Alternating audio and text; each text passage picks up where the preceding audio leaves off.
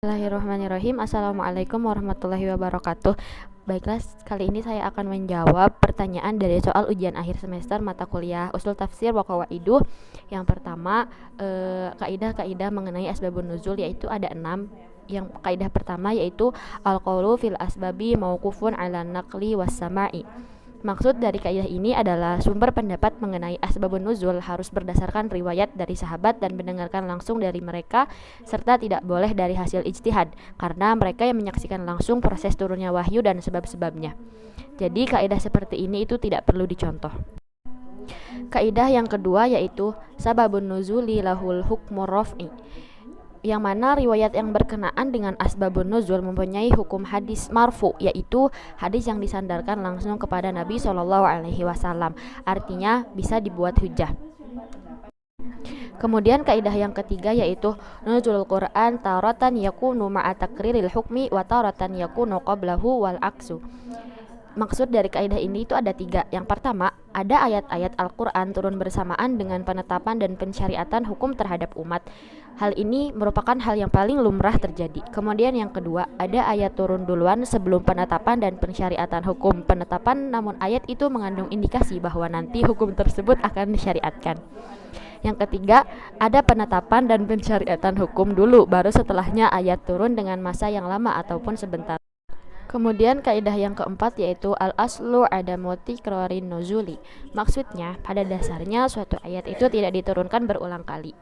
Ini itu merupakan kaidah dasar, tapi terkadang dikecualikan dari dasar ini, yaitu sebuah ayat yang diturunkan berulang kali karena ada asbabun nuzul lain yang riwayatnya sahih dan subut, ungkapnya sharih, dan adanya kejauhan masa antara kedua kejadian sehingga tidak dimungkinkan mengatakan turunnya ayat itu setelah semua sebab tersebut secara keseluruhan.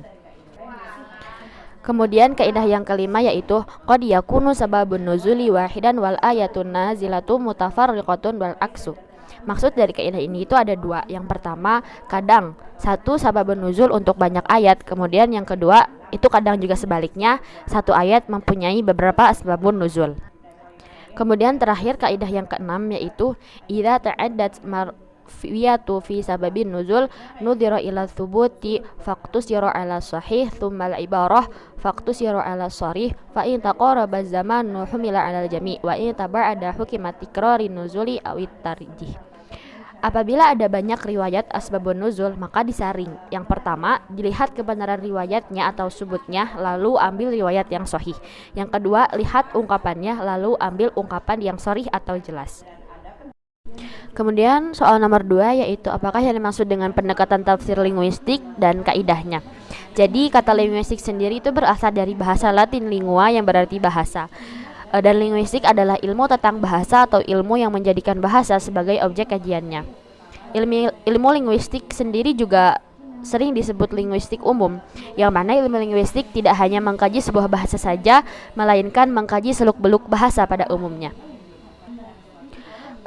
Kemudian penggunaan pendekatan linguistik atau kebahasaan itu memiliki alasan yang kuat, mengingat Al-Quran itu merupakan pesan-pesan Allah yang dikemas dalam media bahasa.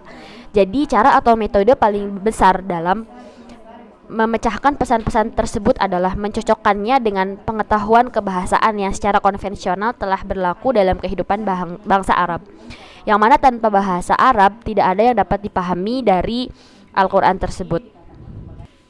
Kemudian kaidah pendekatan linguistik sendiri itu ada 4. Yang pertama, fi tafsiril Quran bi muqtadal lughah yura'il ma'na al-aghlaba wal ashhara wal afsaha duna syadhi awul qalil. Dalam menafsiri Al-Quran dari sudut kebahasaan harus mengambil makna yang lebih umum, yang paling masyhur dan yang paling fasih, bukan makna yang syadz atau sedikit penggunaannya. Karena Al-Quran turun dengan bahasa Arab yang paling fasih dan paling masyhur, maka dari itu tidak boleh mengambil makna yang jarang digunakan atau syadz.